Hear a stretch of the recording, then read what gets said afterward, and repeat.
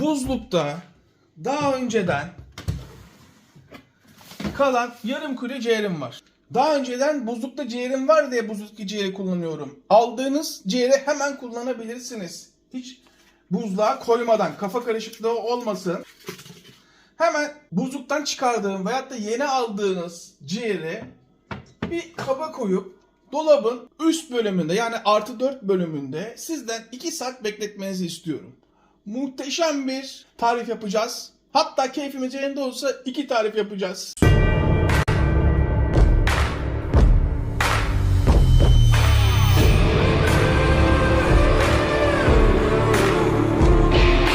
Şu çıkan fazla suyunu almanızı istiyorum. Lezzet kaybı yaratan bu. Bunu hiçbir şekilde kullanmıyoruz. Daha sonra hemen bir kesme perdesi kullanalım. Bakın, ciğer burada. Burada yarım kilo ciğer var. Ciğeri hemen şöyle alıyorum. Hemen şöyle tarif için kullanalım. Bunu ise başka bir tarif için ayıralım. Soğuk su ekliyorum. Hatta imkanınız varsa üstüne buz atın. Sizden 15 dakika soğuk suyun içinde bekletmenizi istiyorum. 15 dakika beklettiğim ciğeri hemen kuruluyorum. Benim için ciğerin kupkuru olması çok önemli. Bu tarifi 2005 yılında ilk restoranımı açtığımda menüme koyduğum bir tarif. Bakın kaç sene olmuş. Kaç sene önce aklıma geldi, sizler için yapacağız. Ciğerin üstündeki zarını, fazla kalan zarını muhakkak alıyorum. Ciğer mutlaka zarsız olacak. İlk önce ciğerli sigara böreği için içine hazırlayacağım. Şimdi hemen şöyle ince ince, bakın kesebildiğim kadar ince kesiyorum. Yani 125 gram kadar ciğer kullanacağım.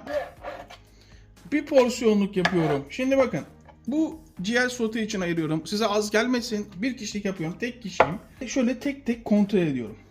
Bakın, hiçbir tarafında şu zarlı çıkan bölümünü, Koray tek tek uğraşacak mıyız ya böyle? Uğraşırsanız çok lezzetli bir ürün yersiniz. Bakın, böyle zarlı taraflarını tek tek ayıklıyorum. Daha sonra üst üste koyarak inanılmaz küçük ve ince keseceğim. Yani tavla zarından daha da küçük kesiyorum. Hatta son bir kez üstünden geçiyorum. Bakalım mı ne kadar küçük kestiğimize? Bakın, görüyor musunuz? Tavla zarının yarısı kadar. Hemen hemen hepsi aynı boyda.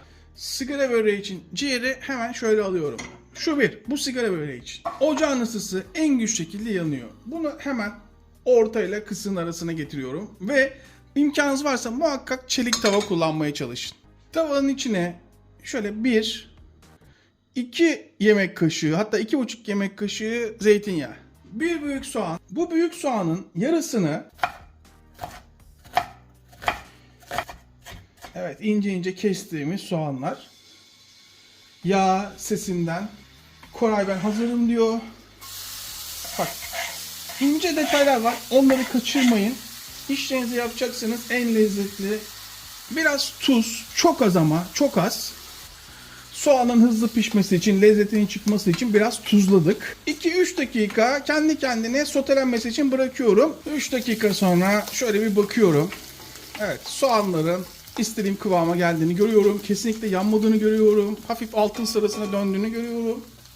Burada hemen ciğerler.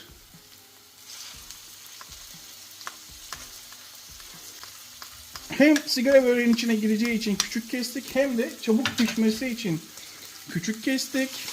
Hemen şöyle bir rengi hafif dönmeye başladığı anda yayıyorum ve herkesin çok daha net görmesi için hemen kronometreyi başlatıyorum.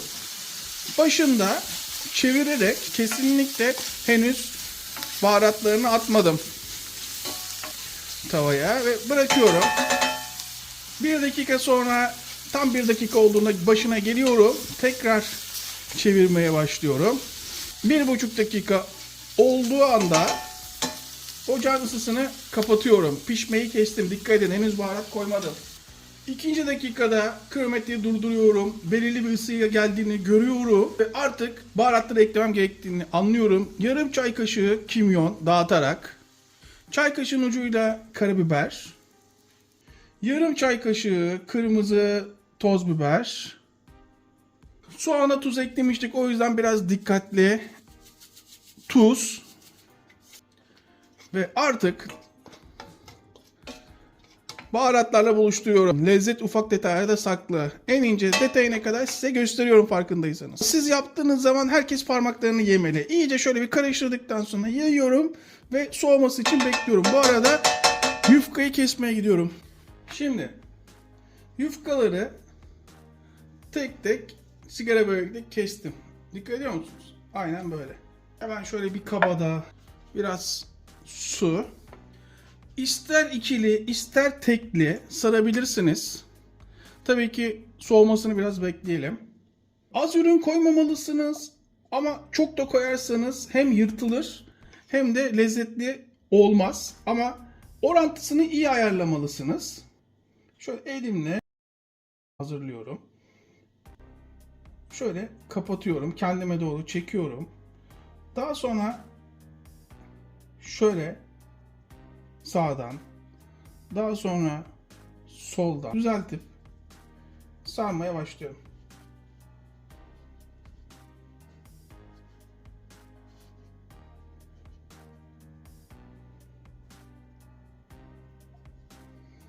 Şu sallanan bölümünü suya batırıyorum. Daha sonra kapatıyorum. İşte bu. Şu bir. Biraz daha sıkı saralım. Açıkçası bu biraz bol oldu. Yani kameranın görüntüsünü anlayamazsınız ama daha sıkı sarmakta fayda var. Şöyle kapatıyorum. Daha sonra bu sefer iyice ama iyice sıkıştırıyorum. Hemen sağdan kapatıyorum. Hemen soldan kapatıyorum. Bu sefer iyice sıkıştırarak sarıyorum. Ve bu da sonuncu. Şimdi yarım yufkadan ve 125 gram ciğerden ve yarım soğandan 5 tane sigara böreği çıktı. Bunu bilhassa iş yerleri için gösteriyorum. Sigara böreklerinizi bu şekil bir kaba koyup bakın 5 tane çıktı. Ne çıktı? Hesabınızı kitabınız ona göre satabilirsiniz. Ama bana sorarsanız en az 75 liradan tanesini satmalısınız. Bunu böyle kapatıp buzluğa kaldırabilirsiniz. Bu buzlukta 6 ay boyunca, 8 ay boyunca bozulmadan bekler. Evde bir misafiriniz geldiği zaman veyahut da iş yeriyseniz bunu direkt çıkartıp yağın içinde çözülmesini beklemeden kızartabilirsiniz. Muhteşem bir ürün, bozulmaz, kokmaz, çabuk olur, lezzetinden yenmez. Çelik tava kullanacağım. Bu tavayı kullanacağım çünkü et soteyi de bunda yapacağım. Mutlaka çiçek yağı. Kızartma yaparken çiçek yağı ile kızartın. Pişman olmazsınız. Şöyle tavayı hafif kaplasın. Ne kadar bol yağ o kadar lezzetli. Ama miktarı da ayarlayalım tabii. Şu anda en yüksek ateşte, ısıda daha doğrusu ocak. Bunu orta ısıda yağın ısınmasını istiyorum ki attığım anda bir anda sigara börekleri yanmasını istemiyorum. Kademeli güzel pişireceğim. Sigara böreklerim burada. Artık yağın ısınıp ısınmadığını anlamak için şununla başlayalım. Evet, ısındığını görüyorum. Kendimden uzağa. Kendimden uzağa. Kendimden uzağa. Hadi 4 tane kızartalım. Ben 3 tane hiç sinir oluyorum tabakta. 4 tane benim için kafi. Şimdi şöyle bir bakalım. Burada şef maşası işe yaramaz. Normal maşa kullanmalıyız. Gayet iyi. Çevirme zamanının geldiğini görüyorum. Altın sarısı olduğunu görüyorum. Ve çeviriyorum. Muhteşem kızarıyorlar. Fazla yağını almak için hemen bir havlu kağıt. Hemen şu yanlarını da kızartalım. Bunlar muazzam kızardı. Yanını kızartmaya gerek yok. Hemen şöyle alalım.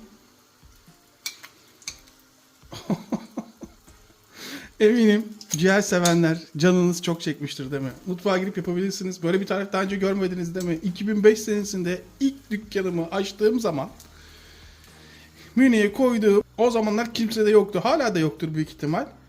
Muhteşem ara sıcak. Bunun yeme şeklini göstereceğim. Hemen kırmızı soğanı 4'e bölüyorum. Bir limon. Hemen limonu ortadan 2'ye kesiyorum. Daha sonra tekrar 2'ye kesiyorum. Nasıl gözüküyor? Bana sorarsanız tablo gibi oldu. Şunun bir tadına bakalım mı? Şu sesi duyuyor musunuz? Baklavacı gibi oldum değil mi? Evet.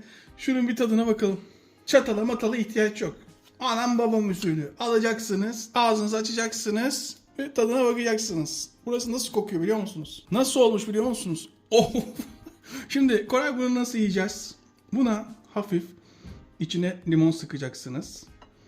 Daha sonra şöyle soğanın cücüğünü alacaksınız. İster ağzınıza atacaksınız, isterseniz şuraya monte edeceksiniz. Ve daha sonra inanılmaz olmuş. Dur anlamadım. Şunu da bir tadına bakayım. Nasıl olmuş? Bir dakika, bir saniye, anlayamadım. Bir saniye. Öf. Hepimize eline sağlık. Tekrardan herkese selamlar.